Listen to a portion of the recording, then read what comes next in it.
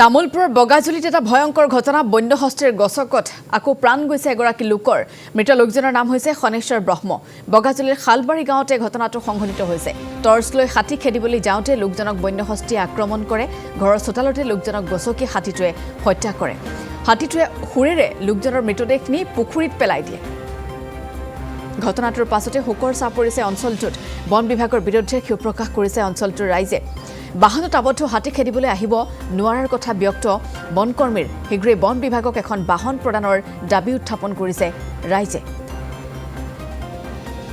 আমি তামুলপুৰৰ প্ৰায় মুহূৰ্তত সাংবাদিক প্ৰদীপ দাসৰ সৈতে সংযুক্ত হৈছো বিস্তৃত তথ্যৰ বাবে আকৌ এই ঘটনা সংঘটিত হৈছে প্ৰদীপ এবাৰৰ স্থান হৈছে তামুলপুৰৰ বগাজুলি বন্য হস্তীৰ গছকত এজন লোকৰ প্ৰাণ গৈছে কেৱল প্ৰাণ যোৱাই নহয় পৰৱৰ্তী সময়ত হত্যা কৰি এটা পুখুৰীটো লোকজনক দলিয়াই দিছে বন্য হস্তীৰে এক প্ৰকাৰ আতংকৰ পৰিৱেশ পৰিস্থিতিৰ উদ্ভৱ কৰা সেই অঞ্চলটোত বন বিভাগে সামান্য এটা অজুহাত দেখুৱাইছে যে তেওঁলোকৰ হাতত বাহন নাই সেইবাবে তেওঁলোকে বন্য হস্তীক খেদিবলৈ সেই অঞ্চললৈ আহিব নোৱাৰে দীৰ্ঘদিনীয়া সমস্যা প্ৰদীপ এই অঞ্চলটোত তাৰ পাছতো বন বিভাগৰ মনোভাৱ কিয় এই গোটেই বিষয়টোক লৈ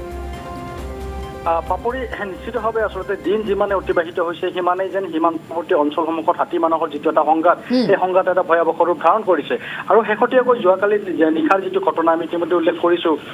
যে খনেশ্বৰ ব্ৰহ্ম নামৰ যিগৰাকী লোক সেই লোকগৰাকীৰ বাসগৃহত অকলশৰীয়া বন্য হস্তীয়ে তাই প্ৰথমতে প্ৰৱেশ কৰে পৰৱৰ্তী সময়ত সেই হাতীটোক আচলতে লোকগৰাকীয়ে খেদিবলৈ টৰ্চ লাইটেৰে কিছু খেদিবলৈ যত্ন কৰে কিন্তু সেই মুহূৰ্তত আচলতে খঙাল হাতীটোৱে সেই লোকজনক আচলতে ঘৰৰ ভিতৰৰ পৰা টানি আনি লোকজনৰ চোতালতে আচলতে গছকি হত্যা কৰে পৰৱৰ্তী সময়ত আচলতে কাষতে থকা যিটো পুখুৰী সেই পুখুৰীত দলিয়াই পেলাই আচলতে এই ধৰণৰ ঘটনা এনেধৰণৰ ঘটনা কিন্তু নতুন নহয় ইয়াৰ পূৰ্বে এনে বহু ঘটনা সংঘটিত হৈছে আৰু আপুনি যদি যায় পাহাৰৰ যিসমূহ সীমান্তৱৰ্তী অঞ্চল এই সীমান্তৱৰ্তী অঞ্চলসমূহত কিনকিনীয়া বৰষুণ দিয়াৰ লগে লগে হাতীসমূহ আচলতে তললৈ নামি আহে আৰু বৰষুণ দিয়াৰ পিছতে আচলতে হাতীসমূহে কোনো লোকক আক্ৰমণ কৰা বা কোনো বাসগৃহত প্ৰৱেশ কৰা ঘটনাসমূহ বৃদ্ধি পোৱা বুলি আমি এক প্ৰকাৰ ক'ব পাৰোঁ বা তেনেকুৱা দেখিবলৈ পোৱা যায় শেহতীয়াকৈ এই গোটেই বিষয়বস্তুক লৈ আচলতে জিলা প্ৰশাসনেই হওক বন বিভাগেই হওক তেওঁলোকে যথেষ্টখিনি তৎপৰতা অৱলম্বন কৰিছে কিন্তু আচলতে এনেধৰণৰ ঘটনা কিন্তু এতিয়ালৈকে কিন্তু ৰোধ হোৱা নাই আমি উল্লেখ কৰিছিলোঁ কিছু আমি পূৰ্বৰ প্ৰতিবেদন আমি উল্লেখ কৰিছিলোঁ যে তামোলপুৰত 2022 চনৰ পৰা এই পৰ্যন্ত প্ৰায় 20ৰো অধিক লোকৰ ইতিমধ্যে মৃত্যুবৰণ হৈছে হাতীৰ আক্ৰমণত গতিকে এই সংঘাতটো কেতিয়ালৈ চলি থাকিব তাৰ এটা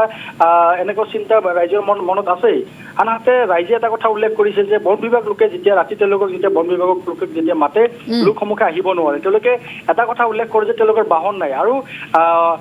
লোকসমূহে ইতিমধ্যে খুব প্ৰকাশ কৰিছে যে বাহনৰ অভাৱত তেওঁলোকে আচলতে গভীৰ নিশা তেওঁলোকে গাঁও অঞ্চলসমূহত সোমাব নোৱাৰে তেওঁলোকৰ বিভিন্ন আন্তঃগাঁথনিৰ অভাৱ এনেধৰণৰ অভাৱৰ বাবে আজি বন বিভাগে য'ত যাব নোৱাৰে আৰু সেই অঞ্চলসমূহত কিন্তু এনেধৰণৰ ঘটনা সংঘটিত হৈছে গতিকে ৰাইজে তেওঁলোকে দাবী জনাইছে যাতে বন বিভাগৰ লোকক উপযুক্ত বাহন প্ৰদান কৰে তেওঁলোকৰ যিসমূহ আন্তঃগাঁথনি লগতে সীমান্তৱৰ্তী অঞ্চলসমূহত বন বিভাগৰ যিসমূহ নিৰীক্ষণৰ যিসমূহ শিবিৰ থাকিব লাগে তেওঁলোকৰ সেইসমূহ শিবিৰ বৃদ্ধি কৰিব লাগে বন কৰ্মীৰ সংখ্যা বৃদ্ধি কৰিব লাগে আৰু সীমান্তৱৰ্তী অঞ্চলসমূহত ইতিমধ্যে পূৰ্বতে এনে বহু ঘটনা হৈছে বহু লোকে মাতৃহাৰা পিতৃহাৰা কোনোবা নিজৰ সন্তান হাৰা এনেধৰণৰ ঘটনা হৈছে তাৰ পিছতো কিন্তু এই বিষয়টোক লৈ কিন্তু অভিজি ৰজাঘৰীয়াই হওক চৰকাৰৰ ক্ষেত্ৰতে হওক কোনো ধৰণৰ আজিলৈকে বিশেষ গুৰুত্ব প্ৰদান কৰা দেখিবলৈ পোৱা যোৱা নগ'ল শেহতীয়াকৈ অসম চৰকাৰে যি এটা আঁচনি মুকলি কৰিছিলে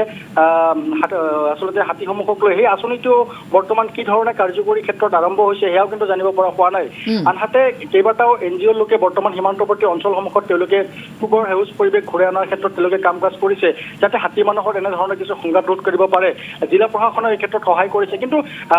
আচলতে বাস্তৱ ছবিসমূহৰ কথা যদি আমি কওঁ এনেধৰণৰ ঘটনা কিন্তু এই পৰ্যন্ত চলি আছে আনহাতে সীমান্তৱৰ্তী অঞ্চলৰ ক্ষেত্ৰত আমি এটা কথা উল্লেখ কৰিব লাগিব যে বৰষুণ দিলে যাতে কোনো লোক যাতে অন্ততঃ এবাৰ যেতিয়া বাহিৰলৈ যায় তেওঁলোকে যাতে এবাৰ যাতে টৰ্চ লাইট জ্বলাই এবাৰ ভালদৰে নিজৰ ঘৰখনৰ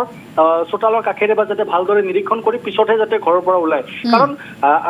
বৰষুণ দিয়াৰ পিছত আচলতে ক'ব নোৱাৰি সেই অঞ্চলটো কোন মুহূৰ্তত নিশা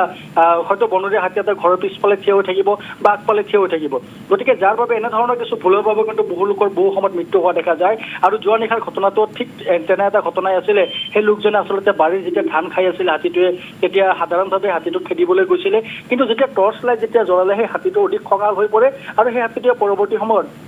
এই যিগৰাকী লোক আছে চনেশ্বৰ ব্ৰহ্ম সেই লোকগৰাকীক পুত্ৰৰ সন্মুখতে টানি আনি ঘৰৰ ভিতৰৰ পৰা চোতালতে গছকি নিহত কৰে কেৱল ইয়াতে ক্ষান্ত নাথাকি সেই লোকজনক আচলতে দলিয়াই পেলাই কাষৰ পুখুৰীত গতিকে ইমান এটা নিৰ্মমভাৱে হাতীয়ে লোকজনক প্ৰহাৰ কৰি ইতিমধ্যে নিহত কৰিছে গতিকে তাৰ পিছতো চৰকাৰ বা প্ৰশাসনে গোটেই বিষয়বস্তুটোক লৈ কেনেধৰণে তেওঁলোকে চাব বা বিষয়টো কেনেধৰণে গুৰুত্ব দিব সেয়া কিন্তু আজিৰ দিনত এটা ডাঙৰ প্ৰশ্ন আৰু এটা প্ৰশ্নবোধক চিন ৰাইজৰ মাজতো হৈ থাকিব পাপৰি ঠিক আছে প্ৰদীপ দাস ধন্যবাদ জ্ঞাপন কৰিছোঁ যথেষ্ট গুৰুত্বপূৰ্ণ এসমূহ প্ৰশ্ন সেই প্ৰশ্নসমূহৰ উত্তৰ দিবলৈ কিন্তু আজিৰ দিনটোত সক্ষমতা নাই ব্যাগুম সেই বন বিভাগটোৰ যাৰ পৰিপ্ৰেক্ষিতত একোগৰাকী সাধাৰণ ব্যক্তিৰ প্ৰাণবায়ু এনেধৰণে এতিয়া উৰি গৈছে বন্যহস্তীৰ গছকত